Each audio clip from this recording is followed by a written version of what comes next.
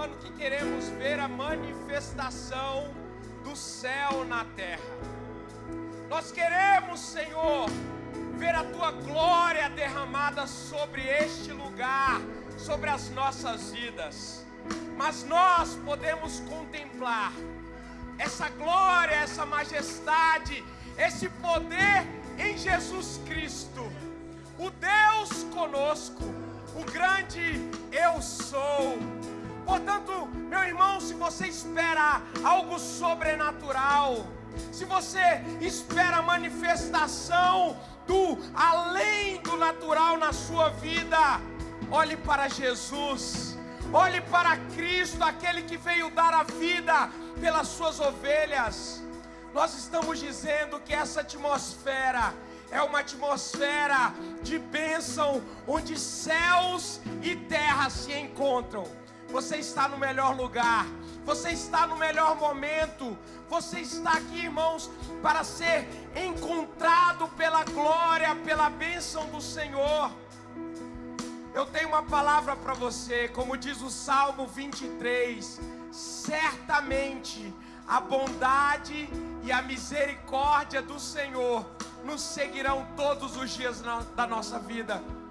Se o seu coração chegou aqui atribulado, cansado, nervoso, ansioso, deprimido, não importa, irmãos, para Jesus, isso é apenas um detalhe para Ele fazer na sua vida aquilo que Ele prometeu.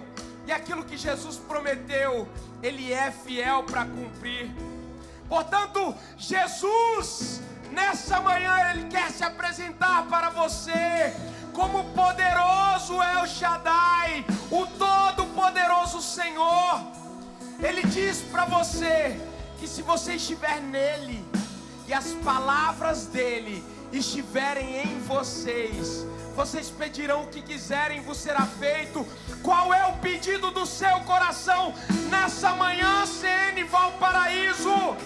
Peçam e receberão, busquem e acharão, batam e a porta vos será aberta. Essa é uma manhã de encontro, essa é uma manhã de poder na presença do Senhor. Portanto, adore ao Senhor nessa manhã, peça a Ele para Ele preencher as lacunas da sua vida, peça a Ele para que Ele seja o seu tudo, para que nada mais te falte nessa manhã, em nome de Jesus. A terra chama, o céu descer. Glória a Deus. Você pode dar uma salva de palmas ao Senhor nessa manhã. Queremos ver, Senhor, os céus descerem nas nossas vidas. Bom dia, comunidade das nações de Valparaíso. Glória a Deus, vocês estão bem? Senta ainda não, vamos ler a palavra, aproveitando que vocês estão em pé. Abra rapidinho aí, Mateus 11, versículos 28 ao 30. Eu confesso que esses versículos são um dos meus favoritos na Bíblia. Esse e Mateus 6,33. Porque eles me acompanham de fato na minha trajetória cristã. E hoje eu tenho uma palavra a respeito desse texto. Mateus 11, versículos 28 ao 33. Vamos ler a partir do 25. É um agradecimento de Jesus. Bota no 25 aí. Naquela ocasião, Jesus disse: Eu te louvo, Pai, Senhor do céu e da terra, porque escondeste essas coisas dos sábios e cultos e as revelastes aos simples. Sim, Pai, pois assim foi do teu agrado. Todas as coisas me foram entregues por meu Pai. Ninguém conhece o Filho a não ser o Pai, e ninguém conhece o Pai a não ser o Filho, e aqueles a quem o Filho o quiser revelar. 28. E aí Jesus, ele faz um convite para as pessoas que estavam ouvindo as palavras dele, aquela oração. Ele diz: venham a mim todos os que estão cansados e sobrecarregados, e eu darei descanso a vocês. Tomem sobre vocês o meu jugo e aprendam de mim, porque sou manso e humilde de coração, e vocês encontrarão descanso para a alma. Pois o meu jugo é suave e o meu fardo é leve. Feche os seus olhos, repita comigo: Senhor Jesus, nessa manhã eu me apresento diante de Ti e te peço, Senhor, dê o seu fardo a mim, que o seu jugo esteja sobre mim. Tira de mim, Senhor, as preocupações, as tristezas. Eu quero ser cheio da paz que o mundo não pode me dar e o mundo não pode roubar. Diante de Ti, Senhor, eu me apresento dizendo: eu te aceito, eu te amo, eu te desejo, e declaro que eu sou feliz, que eu sou curado, que eu sou amado, que eu sou liberto, em nome de Jesus, amém. Tome seu assento. Irmãos, as ciências, as estatísticas nos comprovam que um dos maiores males da sociedade moderna, e a gente vive hoje na sociedade pós-moderna, diz respeito os transtornos de ansiedade, de depressão, as síndromes do pânico. Uma das formas mais intensas de perturbação da boa vida do ser humano nos dias de hoje não são doenças físicas, mas são doenças da alma. São perturbações de ordem, psicológica. A ansiedade se tornou um mal do século e as estatísticas nos dizem que a maioria das pessoas, 96% das pessoas que cometem autoextermínio, tinham algum tipo, alguma modalidade de transtorno da alma. A ansiedade, ela nos impede, geralmente, irmãos, de fazermos coisas simples, porque a ansiedade é uma antecipação de um medo não lastreado na verdade. Ou seja, a ansiedade, irmãos, é uma preocupação excessiva e disfuncional com o futuro. A ansiedade, ela é aquele temor, aquele medo que nos paralisa. E por que eu estou falando sobre isso, irmãos? Porque Jesus, Ele é a solução para a ansiedade.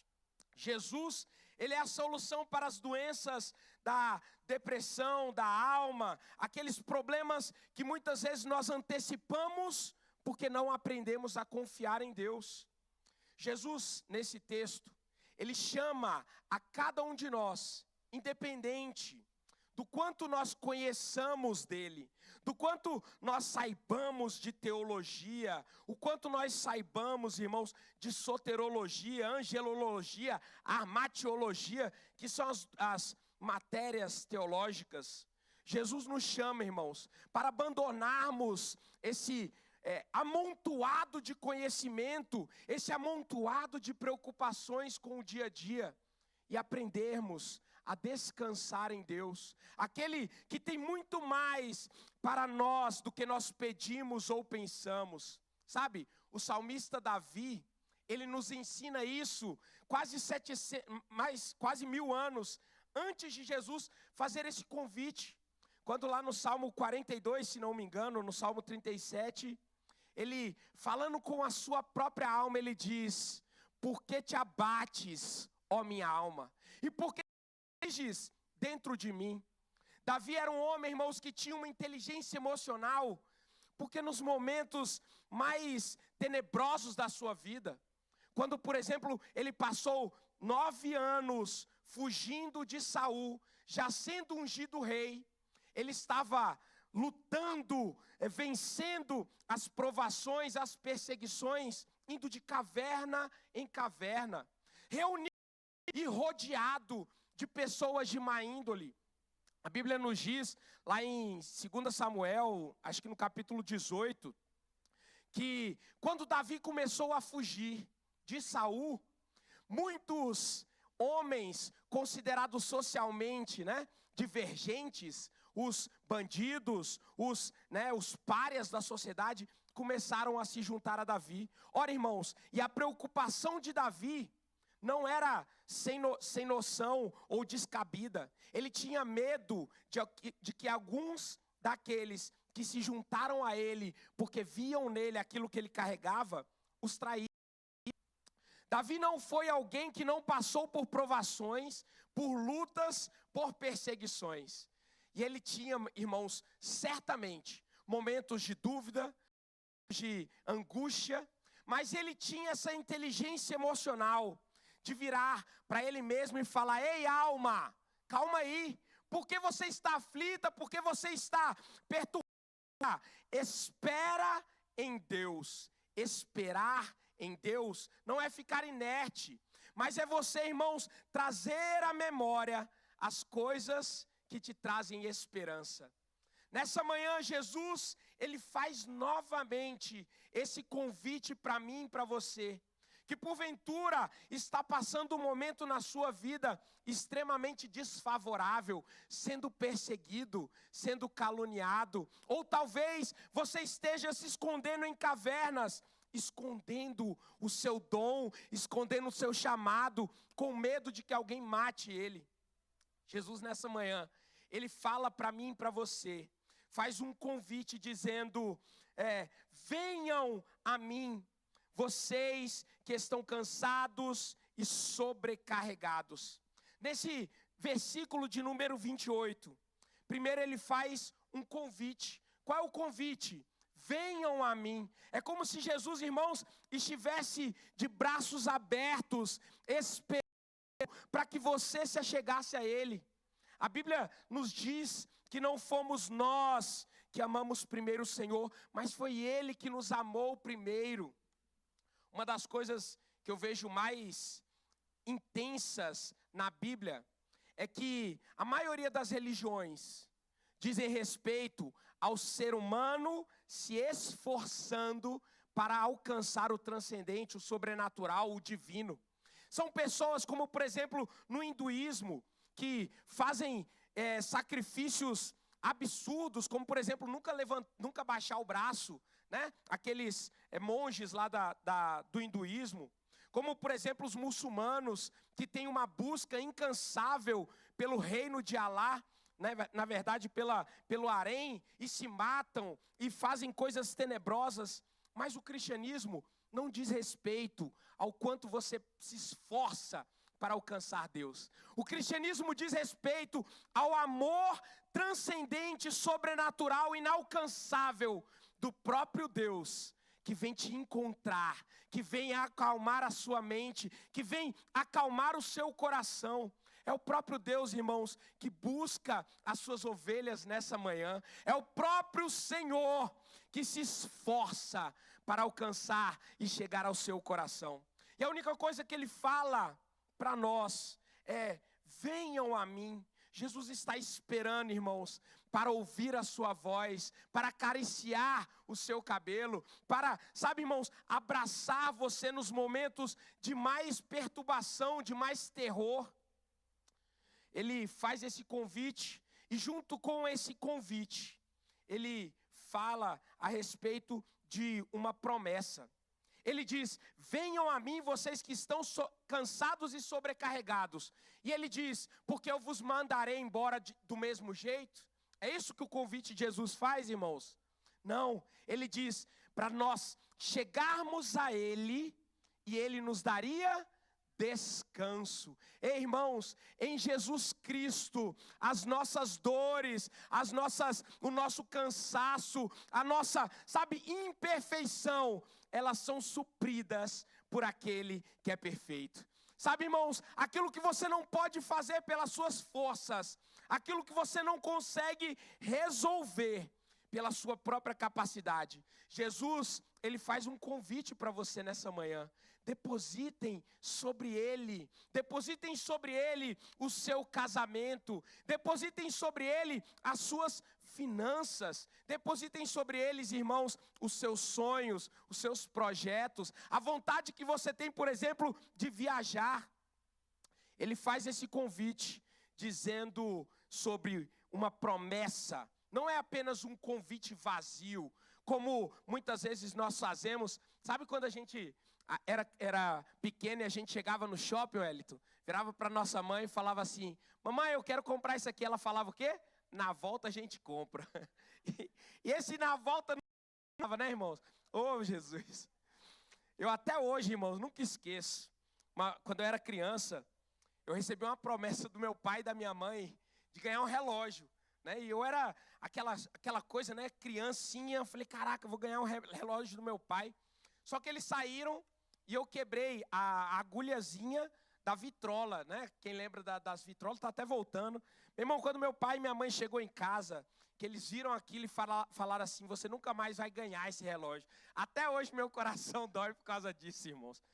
Mas Jesus não é como os nossos pais, irmãos, que por causa dos nossos erros, das nossas falhas ou das nossas deslizadas, Ele nos lança fora. Pelo contrário, Ele é um bom Pai, Ele é o nosso bom Deus. A Bíblia nos diz: se nós que somos maus sabemos dar boas coisas aos nossos filhos, quanto mais o Senhor não nos dará todas as coisas nele. Ei, meus irmãos, em Jesus você pode chegar com ousadia e intimidade diante do trono.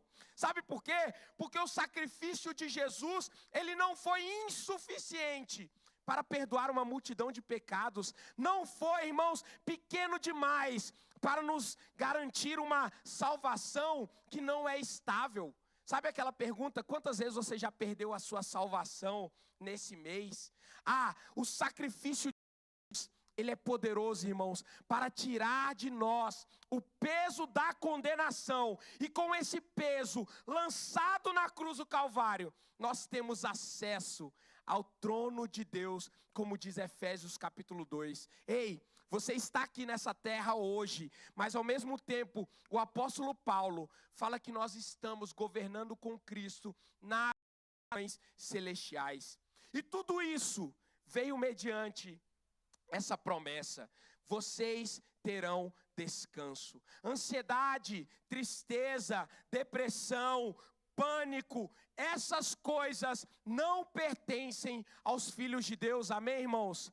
Quantos aqui concordam que no reino dos céus não há lugar para a depressão, para a ansiedade, para borderline, seja o que for, irmãos? Se essas coisas não têm permissão para atuar no reino dos céus, elas não terão permissão para atuar na sua vida, em nome de Jesus. No versículo 29, ele diz no 28 a respeito de um convite e uma promessa. No 29, ele dá uma ordem com uma recomendação. Qual é a ordem? Tomem sobre vocês o meu jugo.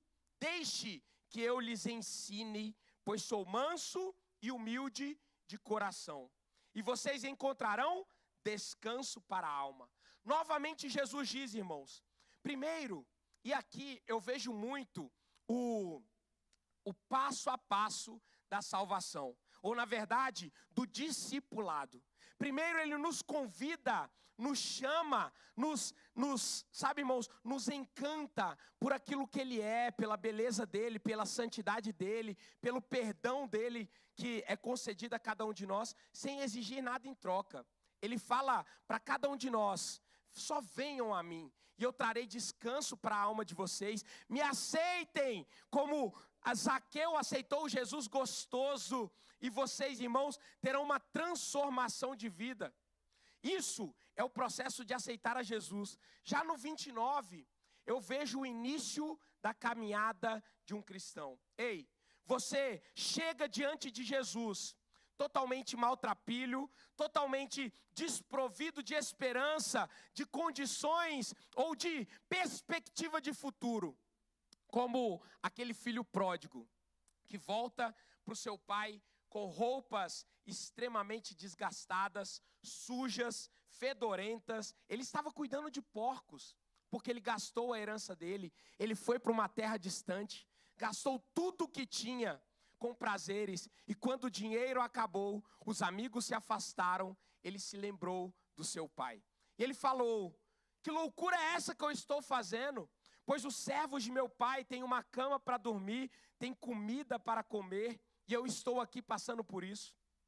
E quando ele se dispõe a voltar para a casa do seu pai, achando que o seu pai o trataria como servo, e ele queria falar isso para o seu pai: voltarei para o meu pai e falarei: não sou digno de ser chamado seu filho, trata-me como um dos seus empregados. Sabe, irmãos, ele preparou esse discurso para falar para o seu pai. Ele preparou, talvez com medo, talvez ansioso, com o julgamento, com o apontar de dedos. Mas quando ele chega diante do seu pai, e ele olha o seu pai ao longe, levanta as suas vestes, como um sinal, inclusive, irmãos, naquele tempo de certo desaforo ou desonra, porque um homem, bem-sucedido, um homem de respeito, ele jamais levantaria suas vestes. Você não veria um homem de respeito correndo. Sabe o que eu vejo nisso, irmãos? Que o amor do pai, ele é escandaloso. O amor de Deus por você, irmãos, ele não é contingenciado pelas regras de formalidade. O Senhor, irmãos, ele fez um sacrifício absurdo e escandaloso por você. E o pai do filho pródigo levanta as vestes e chega no seu graça. Quando o filho começa a discorrer o discurso que ele tinha preparado, falando: pai, não sou digno, o pai nem dá ouvidos ao que o filho diz. O pai, irmãos, não está preocupado com os seus, irmãos, com as suas preocupações ou com os seus discursos. Ele está preocupado com o coração rendido nessa manhã. E se você se render, colocar-se diante do amor poderoso do Senhor, Ele colocará novas vestes sobre você em nome de Jesus. Ele trocará as vestes de vergonha e colocará sobre você uma nova veste. Ele tirará as sandálias de uma peregrinação que não era aquela que você deveria andar, e trocará essas sandálias por novas sandálias. Ele colocará um anel no seu dedo de aliança, dizendo: eu e você temos uma aliança. Você é o meu filho e eu sou o seu pai. Aleluia. Obrigado, Hélio. Para dar a pausa, né? Enquanto o 28, ele é um convite, no 29, ele é um comissionamento. Porque ele fala: tomem sobre vocês o meu jugo e aprendam, deixe que eu lhes ensinem. Mas as duas situações, irmãos, elas dizem respeito a termos paz. E paz, como nós dizemos aqui na Comunidade das Nações, não é ausência de conflitos. Não se engane, irmãos, quando você aceitar Jesus, haverão perseguições, haverão problemas, haverão momentos de dificuldade, haverão momentos de tempestade. E esse 29 é a continuação de uma jornada cristã, dizendo: ei, vocês, tomando sobre vocês o meu fardo, o meu jugo, vocês mesmo assim terão descanso. Quando Jesus ele fala sobre tomar o jugo dele, jugo, né, até hoje eu acredito que seja assim, né? Tá aqui o pastor que já foi da roça, né, pastor? Jugo é aquele negócio que bota nos bois, né, para que eles andem juntos. E esse jugo, além de dar alinhamento, né, ele dá um passo a passo que os bois eles não vão cada um numa direção. Jugo está dizendo, irmãos, que nós podemos caminhar um caminho de santidade diante de Deus, caminhar lado a lado, em que o Senhor Jesus, o Espírito Santo, está nos conduzindo, sabe? E quando os bois a junta de bois está lá com o jugo, eles não têm tanta preocupação para onde eles vão, porque eles sabem que eles estão sendo conduzidos. Sabe, quando você aceita Jesus, irmãos, não importa o caminho que você está caminhando em Cristo. O que importa é que Jesus está na direção e no comando da sua vida. Ele tem o melhor caminho. Por isso ele diz que nós devemos nos achegar a Ele e Ele nos dará descanso. Esse texto, ele nos faz lembrar, por exemplo, quando os discípulos estavam no barco, né, e começou uma grande tempestade e Jesus estava descansando, dormindo. E os discípulos olham para Jesus e falam: uai, Jesus vai deixar a gente morrer mesmo? Ei, irmãos, se Jesus está no seu barco, não tema. Nós vemos discípulos amedrontados, discípulos apavorados, e Jesus dormia. Sabe o que eu vejo nisso, irmãos? A tempestade que você passa na sua vida, a luta, o deserto, o vale, a provação, elas não são nada comparado ao poderoso Jesus que está no seu barco. As dificuldades, elas não são suficientes para tirar a paz e a tranquilidade do Senhor. E portanto, em nome de Jesus, você que recebe Jesus, você que tem Ele, você não será abalado pelas tempestades. Jesus, quando os discípulos estavam nessa tempestade e acordaram Jesus com medo, falando: não te importa que morramos? Jesus, ele diz para o mar: acalma-te, e para o vento: aquieta-te. Depois ele repreende os discípulos, dizendo: por que vocês têm tão pouca fé? E essa mesma frase se aplica a mim e a você nessa manhã. Diante das tribulações, diante das dificuldades, por que a sua fé é tão pequena? Ei, acrescente Jesus no seu problema, coloque Ele no centro da sua tempestade. E não apenas isso, irmãos, porque Jesus, Ele nos ensinou, nos qualificou e nos autorizou a andarmos em autoridade nesse mundo, Renato, para dizermos para as contingências do mundo, dizendo: ei, vocês não têm domínio sobre mim. Ele deu autoridade aos seus discípulos. Quantos aqui são discípulos de Jesus? Discípulos, aqueles que seguem, aqueles que ouvem a voz do Mestre. Portanto, em nome de Jesus, irmãos, você tem autoridade sobre o caos, você tem controle, porque essa paz, esse descanso, como eu falei, não é a ausência de conflitos, mas é o controle sobre o caos. É você poder dizer sobre aquele problema no relacionamento que você está passando, ou aquela situação que está difícil demais para você. Profetiza, abre os seus lábios, fala para aquela situação que ela não tem poder para tirar a sua paz. Sabe, irmãos, o contingenciamento da nossa mente, ele é muito importante. E nesse 29, eu lembro muito, irmãos, de uma situação que eu costumo sempre falar nas pregações, sobre os superpoderes do crente. Quando o primeiro super-herói foi criado, o Super-Homem, lá em 1938, ele foi criado por um judeu, num tempo em que os valores morais eles estavam extremamente fragilizados. Guerra, a grande recessão em 1929 nos Estados Unidos, valores como o pós-modernismo começando a surgir. Tinha Nietzsche, que era muito falado naquele tempo, e Nietzsche falava sobre o super-homem. É o homem que está acima do bem e do mal. E esse Superman, esse super-homem, ele surgiu como uma esperança de um judeu, que foi o criador do Superman, para colocar esperança no coração, ou na verdade valores morais, no coração daquela sociedade, ou daquela época tão perniciosa, tão destruída, tão pervertida. Isso é interessante, porque a gente olha o super-homem como um ser que é transcendente, ou seja, ele é de outro planeta, mas que ele ama a humanidade. Ao ponto, irmãos, dele não matar, é quase como o Batman, né? Só que o Batman ele é todo traumatizado. Mas o super-homem, ele tem um nome que é hebraico, é Kal-El, né? Vocês lembram que o nome de super-homem é Kal-El? Kal-El significa voz de Deus.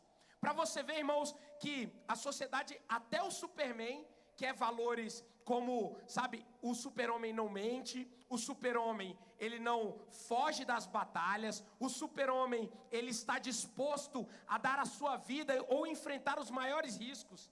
ele representa, irmãos, a moralidade judaico-cristã.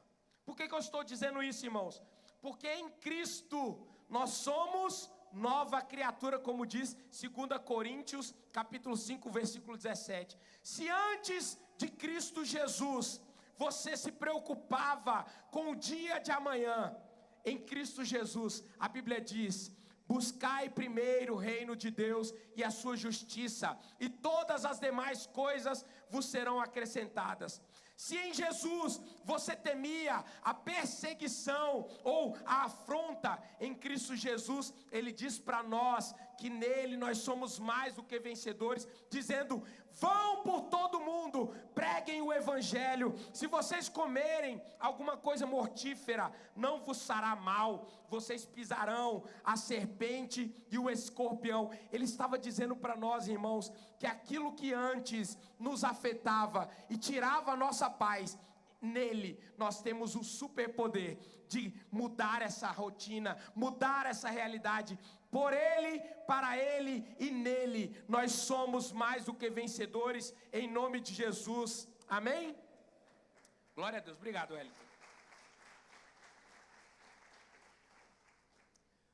Outros heróis também representam esses aspectos da moralidade: Lanterna Verde, a Mulher Maravilha, né? O Gavião, o Arqueiro, são todos seres humanos, a maioria deles muito comuns, normais, né?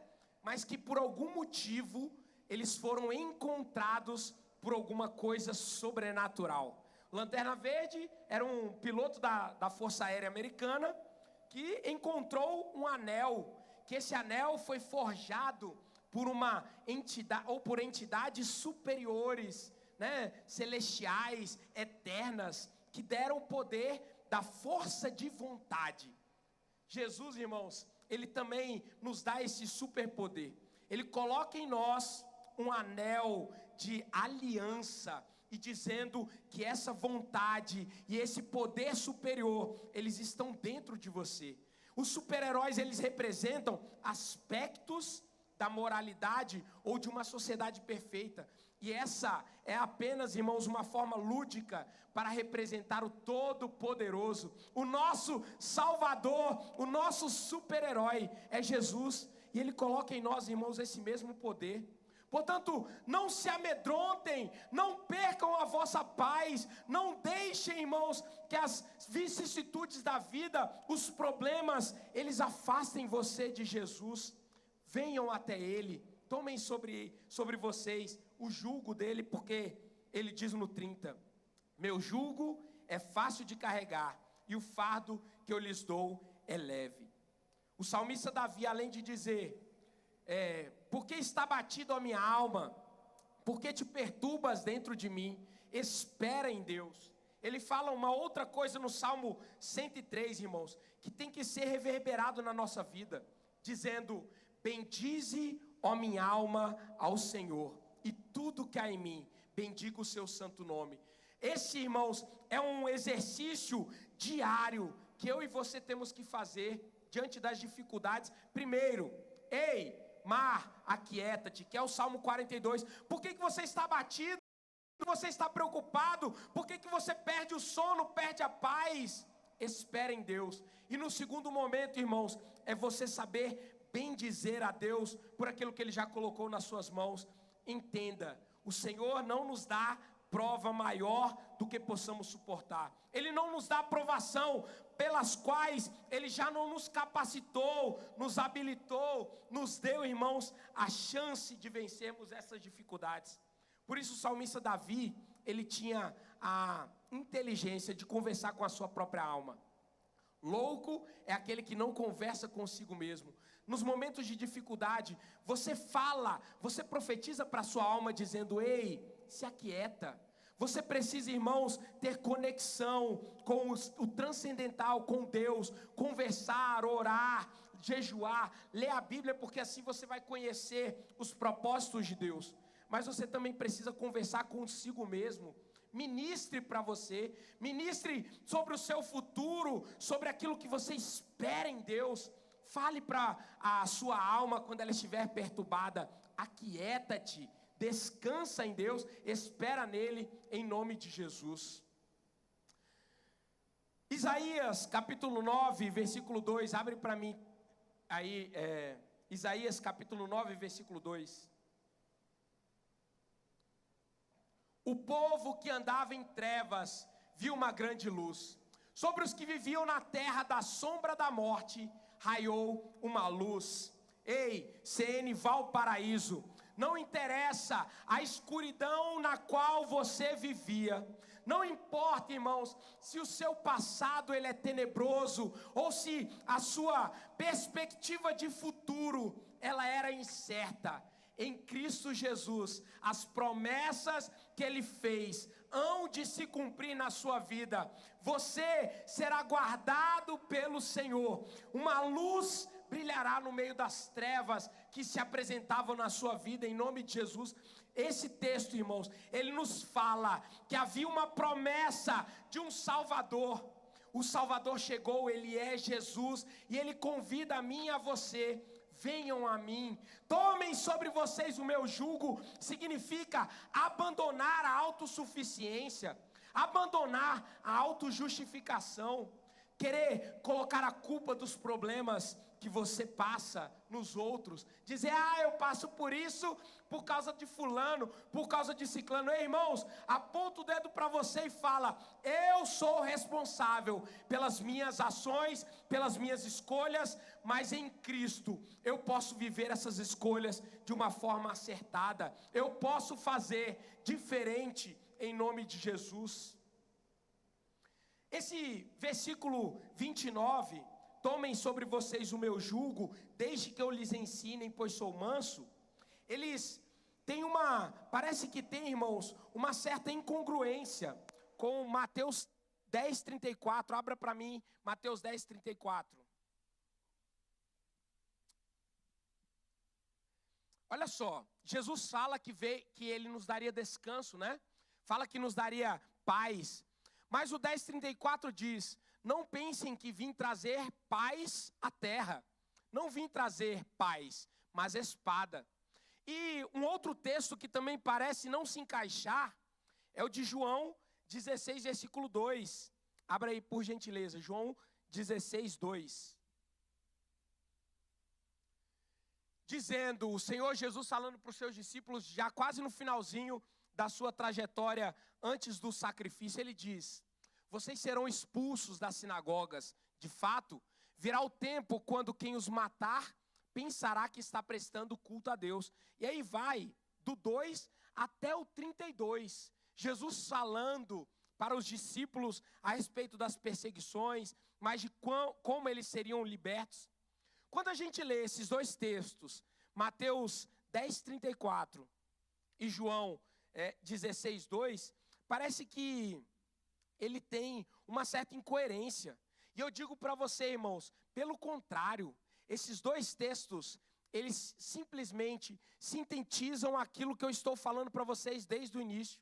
Sabe, irmãos, estar com Jesus, caminhar com Jesus, não significa que não haverá problemas, tempos difíceis, mas significa que em todas essas coisas, irmãos, nós teremos paz, a paz que o mundo não pode tirar e a paz que o mundo não pode nos dar.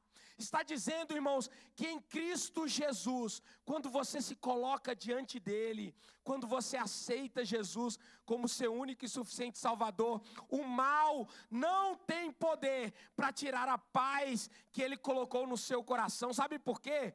Porque a paz habita dentro de você, e essa paz se chama Espírito Santo. Espírito Santo habita no coração dos teus filhos, tira toda a preocupação, tira toda a ansiedade, tristeza, sabe, temor sobre o futuro. Coloca sobre os seus filhos a paz de Jesus nessa manhã, em nome de Jesus. João 10:10 diz: o ladrão vem para roubar, matar e destruir.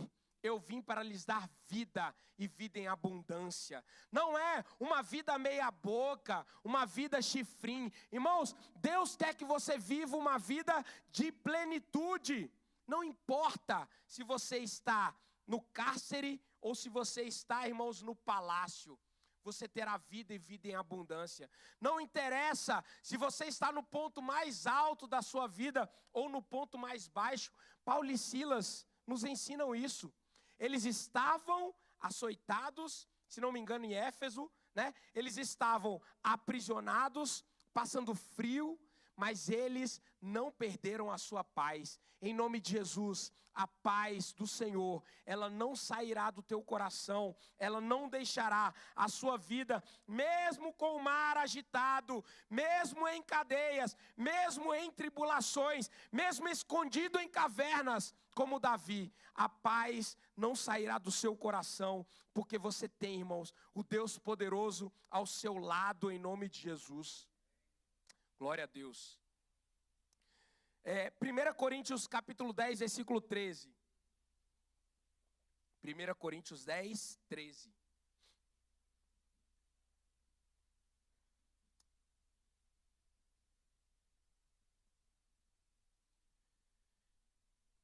Coríntios 10, é o 13, não é o 3 não. 13. Isso. Olha só o que o apóstolo Paulo, ele fala para os seus filhos na fé. Não sobreveio a vocês tentação que não fosse comum aos homens, mas Deus é fiel. Ele não permitirá que vocês sejam tentados além do que podem suportar. Suportar, irmãos, é você, sabe, estar caminhando mesmo com dificuldade. Pode deixar esse texto. Mesmo com dificuldade, mesmo, irmãos, com alguma, sabe, às vezes inquietude da alma. Mas acreditem, irmãos, se você está passando por esse vale, essa dificuldade, é porque a vitória já está preparada para você em nome de Jesus. Essa dificuldade não será para te destruir, mas será para te promover, será para a glória do Senhor, será para Ele mostrar a bondade, a fidelidade, a misericórdia, a graça dEle sobre a sua vida.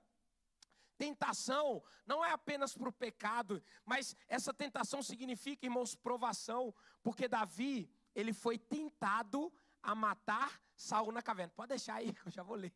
O pessoal não gosta que eu demore muito para ler, não. Pode deixar que eu vou terminar de ler. Isso. Sejam tentados além do que podem suportar.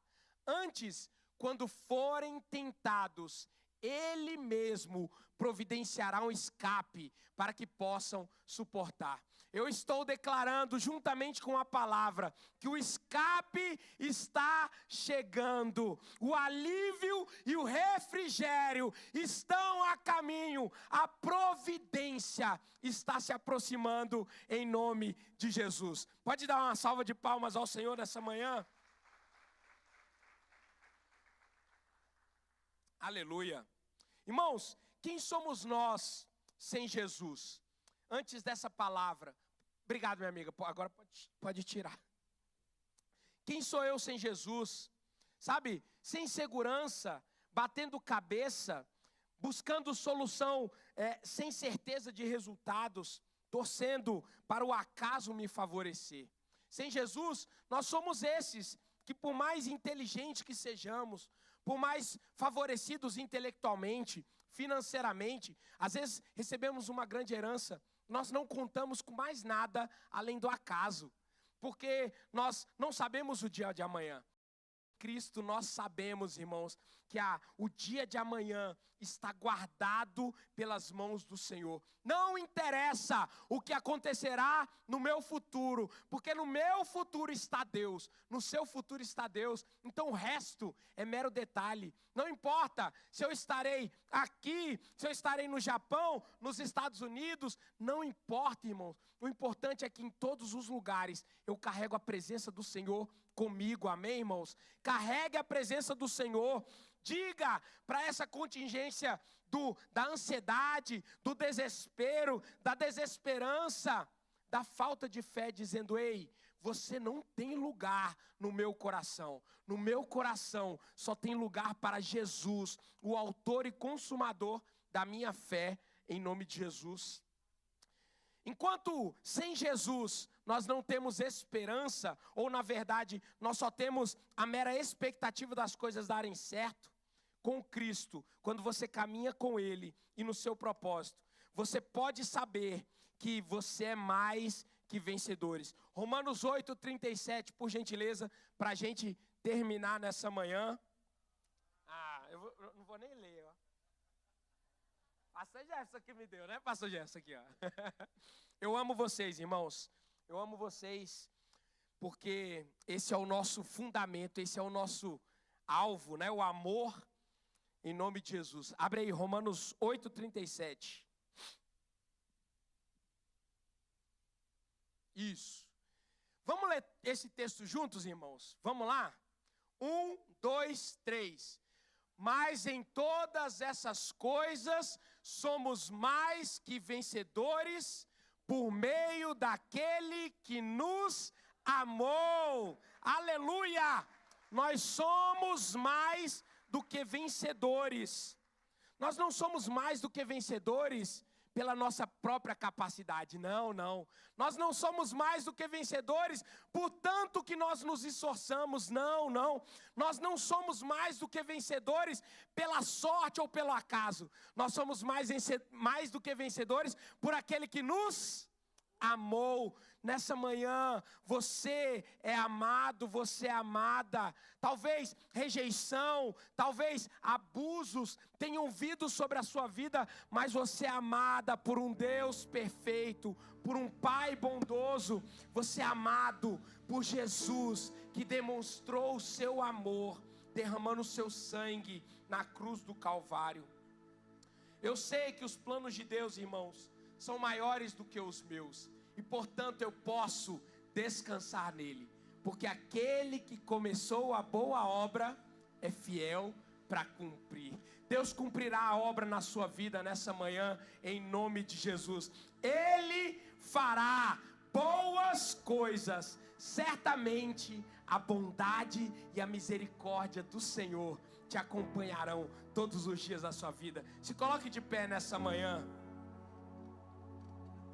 Oh, aleluia. E por fim, ainda que momentaneamente eu padeça por qualquer situação que seja, peste, doença, desemprego, fome, guerra, nada será capaz de nos tirar a alegria da glória e de nos fazer encarar como se nada fossem as dificuldades, quando comparadas com a glória que em nós será revelada. Estou, como diz Romanos 8:18, estou absolutamente convencido de que os nossos sofrimentos do presente não podem ser comparados com a glória que nos será revelada. Ei, irmãos, a glória, ela é revelada em Jesus Cristo. E não serão peste, espada, fome, guerras que tirarão você da presença do Senhor. Nessa manhã, nós estamos aqui, irmãos, para devotar ao Senhor as nossas primícias. Nós damos a Ele porque Ele nos deu primeiro. Mas Ele convida você a colocar diante do altar do Senhor nessa manhã o seu fardo, o seu jugo que às vezes é pesado demais. Depositar sobre Ele as suas preocupações, colocar sobre Ele o seu futuro. Alguns farão o concurso hoje, se não me engano, não é isso? Ou o Enem dos concursos, se não me engano, né? É a CNU, né? Não interessa, irmãos, o resultado da prova, mas interessa que você carrega um Deus poderoso na sua vida. As provações não serão suficientes para tirar a sua paz. E eu quero fazer um convite nessa manhã.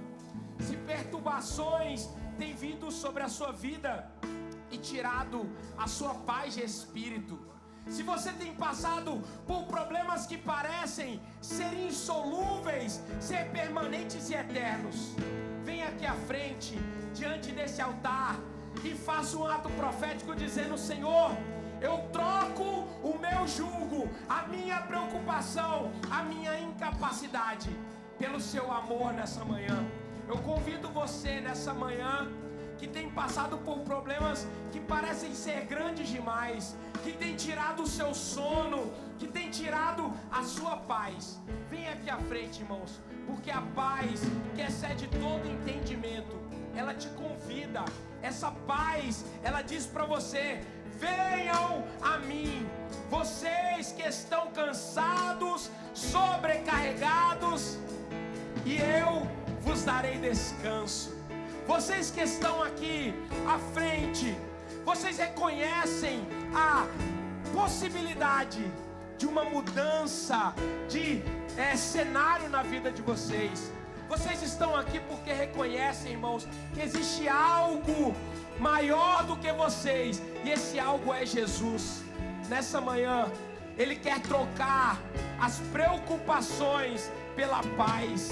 Ele quer trocar a tristeza pela alegria. Ele quer trocar o desespero. Tô igual Cebolinha. Desespero pela calmaria. Ele diz para vocês: troquem a sua preocupação pela minha paz, que excede todo entendimento. Diante de Jesus, irmãos, você tem esperança. Diante de Jesus, você tem paz de espírito. Diante de Jesus, você tem autoridade sobre o caos. Diante de Jesus, você tem uma nova porta sendo aberta para você. Eu vejo vocês que estão aqui, irmãos, trocando as preocupações pela esperança. Eu vejo vocês trocando a falta de fé, irmãos, pela expectativa de coisas maiores e melhores em nome de Jesus. Você nessa manhã está colocando diante desse altar o seu fardo, o seu jugo, e trocando pelo fardo de Jesus nessa manhã. Portanto, enquanto o louvor ele está sendo ministrado, ele está sendo entoado, coloque diante de Jesus a sua vida, os seus problemas, o seu fardo, aquilo que está difícil demais de carregar, e Jesus trocará nessa manhã por um novo fardo, fácil e leve de carregar, em nome de Jesus. Se eu estou